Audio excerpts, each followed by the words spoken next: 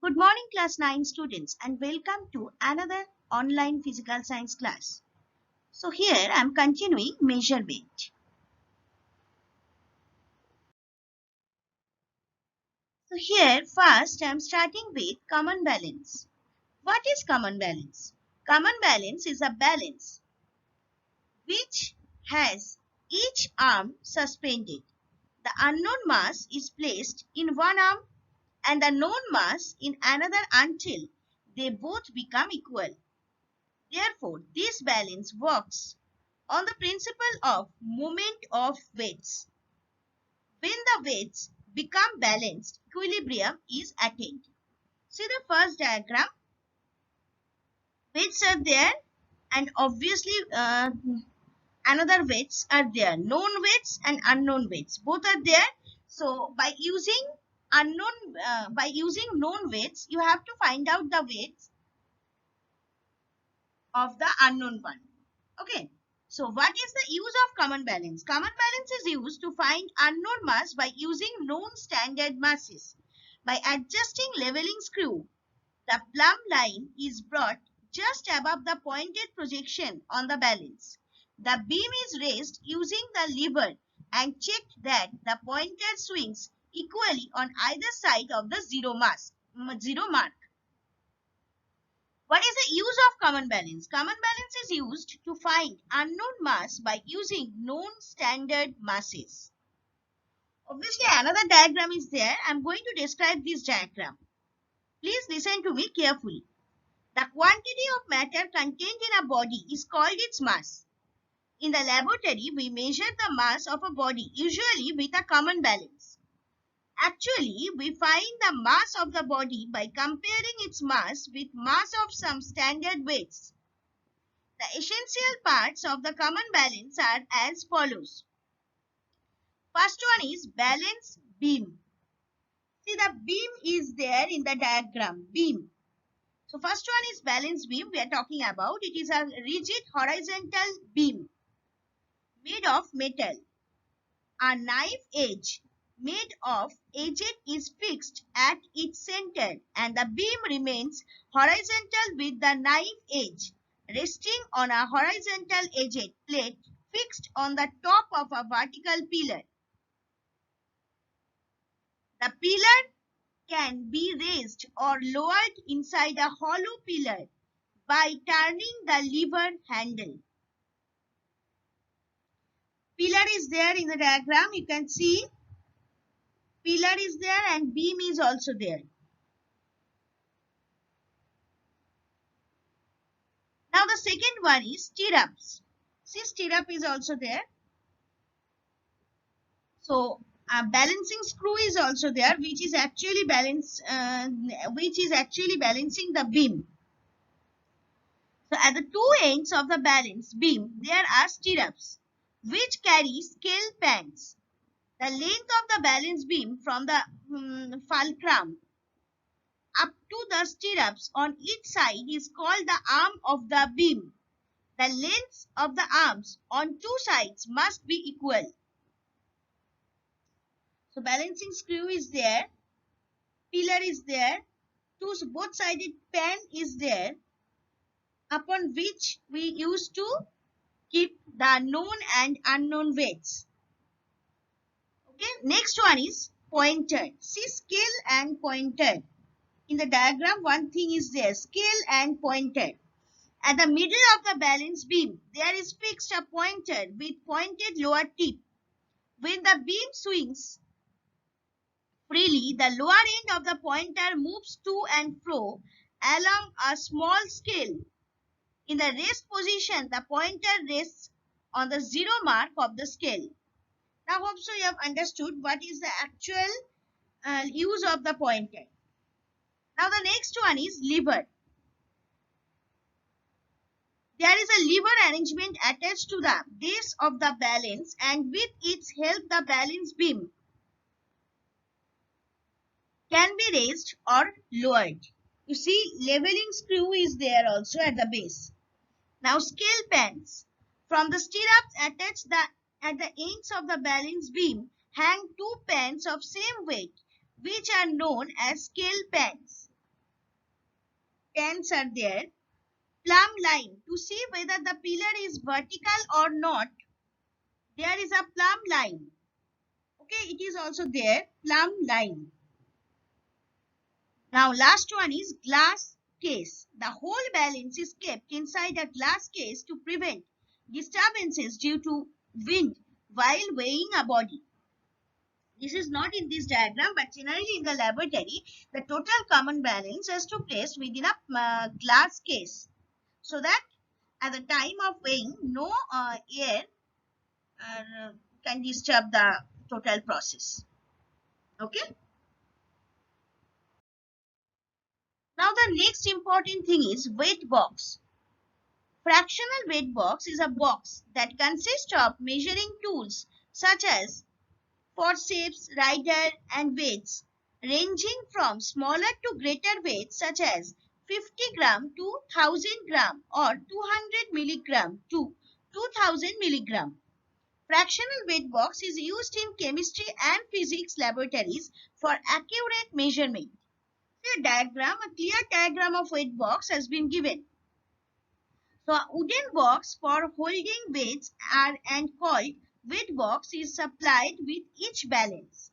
There are two sets of weights. First one, the gram weights, usually made of brass, are arranged in the order of 1, 2, 2, 5, 10, 20, 20, 50, 100, etc.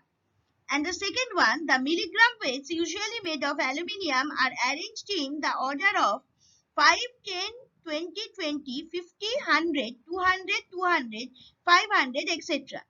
It may be noted that in a weight box, weights are in the ratio of 1:2:2:5. A common balance can measure a minimum weight of 5 milligram accurately. The upper range is about 200 gram. So use of common balance. At first, the pillar is made vertical, that is the balance beam horizontal with the help of leveling screws and plumb line. Second one, with the help of small screw weights attached at the ends of the balance beam, the pointer is made to swing equally on both sides of its mean position. Both the pans must be empty and clean. Number 3. Now the body to be weighed is placed on the left hand side pan and the weights are gradually placed on the right hand side pan such that the pointer again swings equally on either side of its mean position. The total of the weights placed on the right hand side pan gives the mass of the body. Now my question is, why always known weight has to be placed on the right hand side? Because now the only one reason, that is generally we are right handed person. If there will be left-handed person or lefty, so they can place the opposite, but same result will come. So this fractional weight box generally used as the known weights of the common balance. Now the next one is spring balance.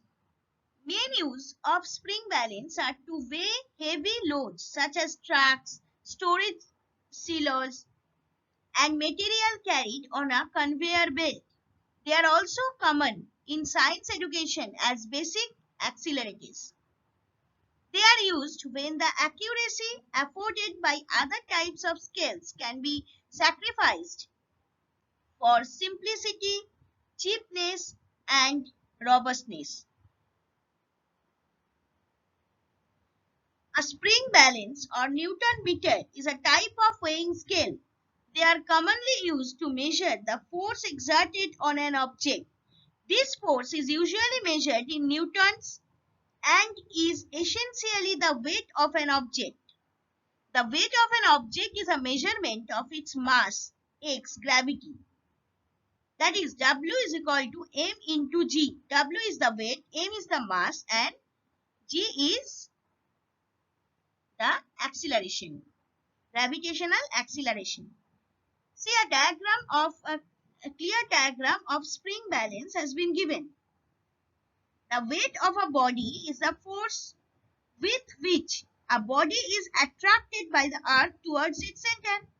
The weight of a body is measured by a spring balance. It consists essentially of a spiral spring fixed at its top to a metal casing hanging from a ring attached to it. At the lower end of the spring, a hook is attached for carrying the body to be weighed. A pointer attached to the spring moves along a scale graduated on the casing. The body to be weighted is suspended from the hook. The spring is elongated due to the force with which the body is attracted by the earth.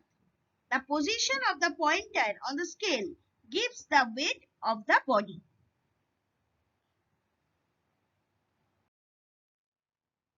Now, what is measuring cylinder? A graduated cylinder, also known as measuring cylinder or mixing cylinder, is a common piece of laboratory equipment used to measure the volume of a liquid. It has a narrow cylindrical shape. Each marked line on the graduated cylinder represents the amount of liquid that has been measured. You see the diagram, there are lots of measuring cylinders in different shapes. And separately also I have given one measuring cylinder. Why measuring cylinder? Because it's a cylindrical structure. But scale is there on the covering side or outside of this glass or cylinder. Okay. So a measuring cylinder is used for measuring the volume of a liquid. It is a glass cylindrical jar graduated in milliliter. The internal volumes of the jar are marked with horizontal marks. The reading starting from the bottom of the jar. The volume of the liquid is obtained from the reading corresponding to the level of the liquid in the jar.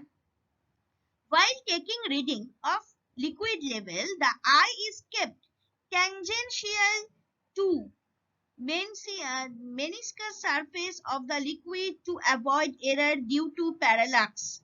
Parallax error, already you know that whenever you are watching something in the scale or in the cylinder or by a scale you are measuring something, you have to see this. That means your eye should be placed perpendicularly to that particular thing so that you can avoid the parallax error. Otherwise, maybe in decimal, the measurement will be increased or decreased. The readings marked on the jar corresponds to a certain temperature, which is usually marked on the wall of the jar.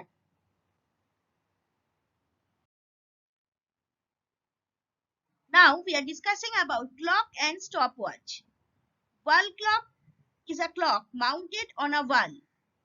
Clock is a timepiece that shows the time of day.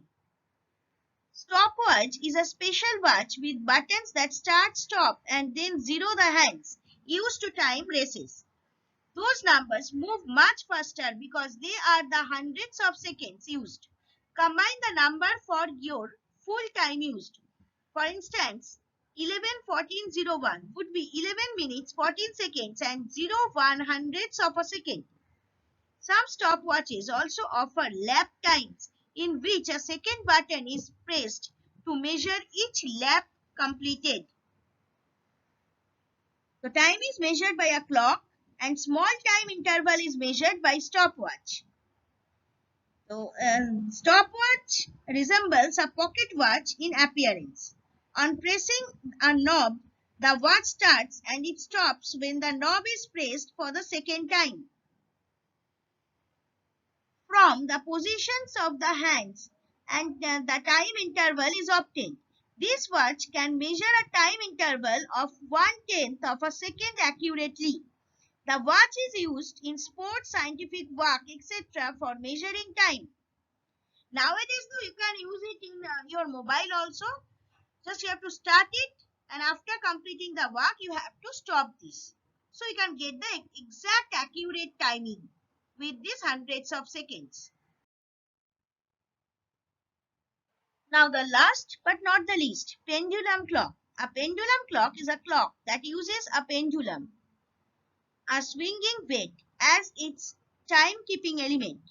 The advantage of a pendulum for timekeeping is that it is a harmonic oscillator. It swings back and forth. That means it shows to and fro motion actually in a precise time interval dependent on its length and resist swinging at other rates. See the diagram of pendulum clock. In this clock, a simple pendulum is used.